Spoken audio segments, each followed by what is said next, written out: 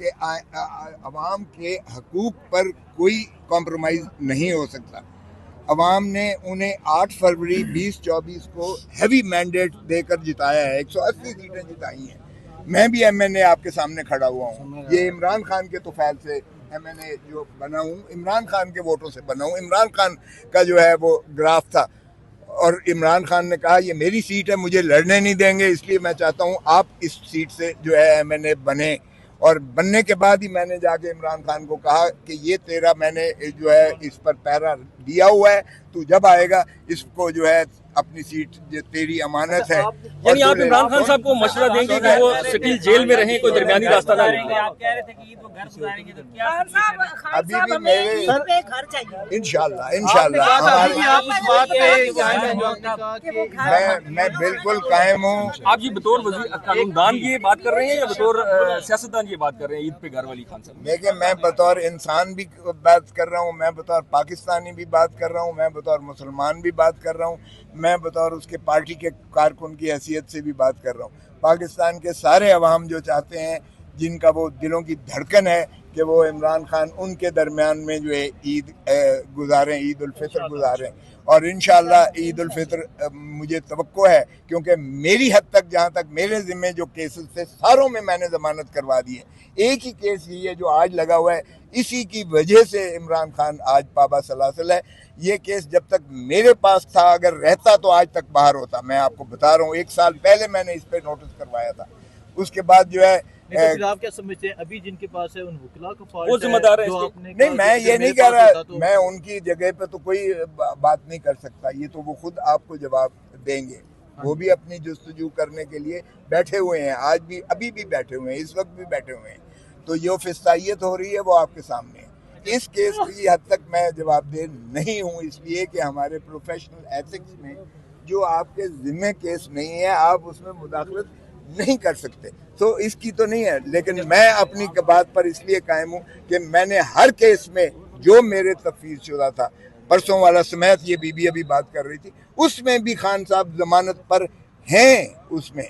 इसलिए मेरे हिसाब से तो उनकी ईद घर पे होनी चाहिए और होनी इसलिए मुमकिन है होगी। अब एक केस ये रह गया है, इसके लिए वो बैठे हुए हैं। उम्मीद है कि अगर इसको लगा देते हैं, जिस दिन इसकी समाअत हुई, क्योंकि ये केस सारा मैंने किया हुआ है, जिस दिन ये समाअत हुई उस दिन ही उनकी मुखलसी होगी। और सर आपने कहा है कि आप इंटरफेयर आपने इस केस में नहीं कर सकते, तो आज एतजाज एहसन साहब भी आए हुए थे, उन्होंने रोस्टरम पे आके बातें की हैं। अगर वो कर सकते हैं तो आप तो सीनियर हैं, आप क्यों नहीं कर सकते? एतजाज आसन के पास अलीमा बीबी गई हैं, बहनें चल के गई हैं उसके घर पे लाहौर से, उसको लेकर आई हैं। एतजाज आसन के पास सलमान सफदर गए हैं जो उनके वकील हैं, और राजा सलमान अकरम राजा साहब गए हैं, उनको वहाँ लेकर आए हैं। वो खुद सीधे मेरे दफ्तर में आए और उन्होंने कहा चूंकि तूने ये केस किया है मुझे बता इसके क्या है।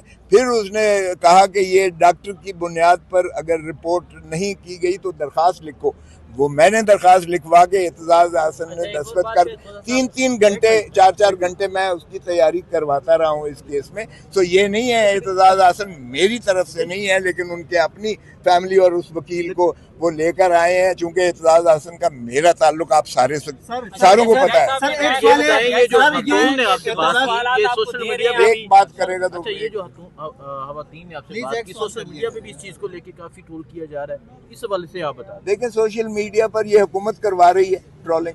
मैंने तो जो है मैं सीनियर मोस्ट वकील हूँ पाकिस्तान का, इसमें कोई शक है किसी को? मैं अटॉर्नी जनरल पाकिस्तान रहा हूँ, इसमें किसी को दो आ रहा है शक है? नहीं सर। मैं आज तक जिंदगी में मैंने कभी तैयारी के बगैर केस में पेश नहीं हुआ, मेरा ये ट्रैक रिकॉर्ड है। तो ये अगर इस तरह की ट्रोलिंग करते हैं तो ये अगर ये समझते हैं कि मैं जो है इसको खान को छोड़ जाऊंगा, मैं खान को छोड़ने वाला नहीं हूँ।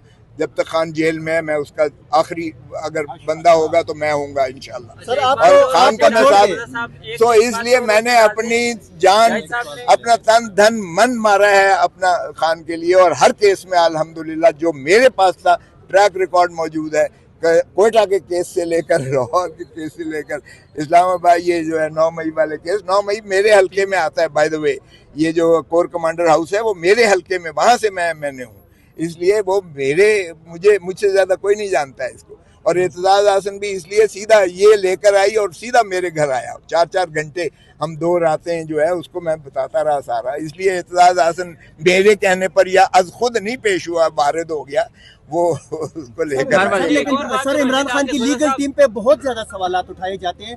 जहाँ तक इमरान खान की लीगल टीम का ताल्लुक है, पाकिस्तान के टॉप के नामवर वकील जो है इमरान खान की लीगल टीम में, पीटीआई में, सर अभी तक आप लोग आपको निकाल के, सर जैसे आपने कहा आपके अलावा सर, लेकिन लीगल टीम के बारे में आप क्या कहेंगे, सवाल क्यों उठ रहे हैं?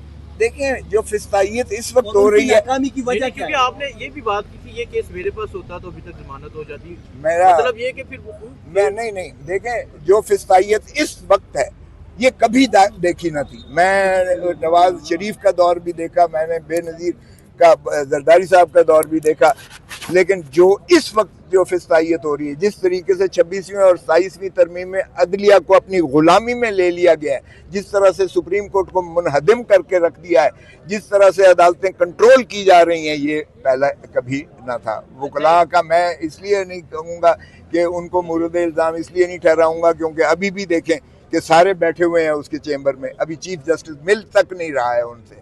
क्या सर जी धरना हो तो रहा है? इसलिए अगर तो जिस दिन ये समाप्त होगा तो मैं आपको बता रहा हूँ कि इस केस में अलकादर का केस, या इसको आप 190 मिलियन पाउंड वाला केस कहें, ना एक धेला इमरान खान को इसमें 190 मिलियन पाउंड में से आया है, ना अलकादर ट्रस्ट में सुहावे की जमीन से और यूनिवर्सिटी से एक धेले का उसमें ट्रस्ट नहीं आया। आपको दिया और उन्होंने कहा नेक्स्ट टाइम आप इनकी तैयारी करके, क्या इसमें कोई सदाकत है?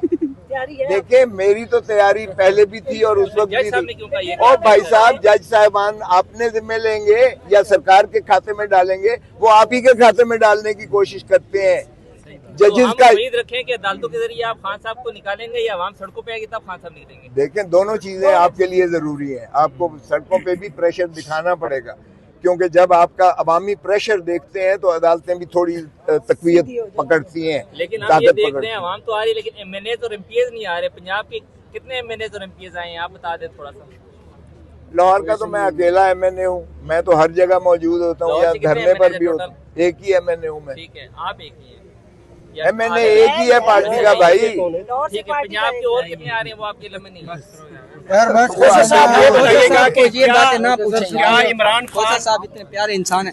खोसा साहब आप ये बताएं। अब आप सारे मेरे खिलाफ ट्रोलिंग करवाना चाहते हैं? नहीं हम तो नहीं सर करना। साहब ये बताइएगा कि क्या इमरान खान साहब का नबी सल्लल्लाहु अलैहि वसल्लम की जिंदगी को, सीरत के ऊपर यूनिवर्सिटी बनाना जुर्म है? उसकी सजा इमरान खान साहब भुगत रहे हैं आजकल। इमरान खान को एक उसकी सजा मिल रही है, एक एब्सोल्युटली नॉट कहने की सजा मिल रही है। अगर वो भी बाकी इस्लामी मुल्कों की तरह अपने जो है अड्डे दे देते, अपनी जमीन को इस्तेमाल करने की इजाजत दे देते, अमेरिकन जो है यहाँ से ड्रोन और यहाँ से जो है आपके मिसाइल मारने की उनको सलाहियत दे देते, तो फिर इमरान खान भी ठीक होता और काबिल कबूल होता और आज भी उनको मौजूद होता।